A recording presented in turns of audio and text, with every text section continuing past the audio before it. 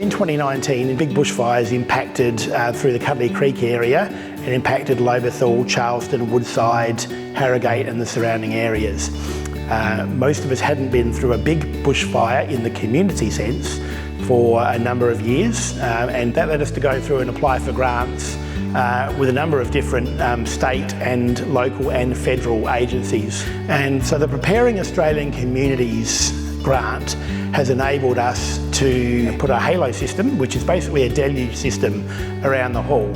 So it can be set going during a bushfire, where we can then go back and look after our homes, and hopefully the hall will still be here because it's got its own protection. In addition to that, we were able to look at a satellite broadband system, and that allows us to have an independent communication capacity, so we can have people come down to the hall, they can hook into the Wi-Fi, they can do Wi-Fi calling and speak to their families, let them know that they're safe.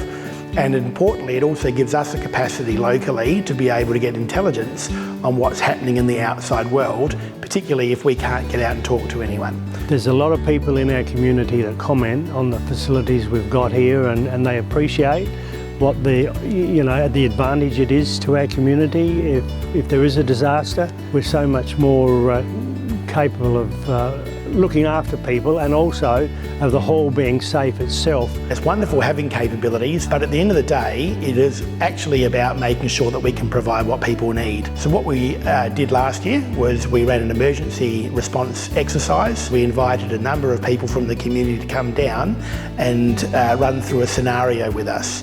So we processed them through the hall, and our triage teams and our logistics teams and our volunteers teams.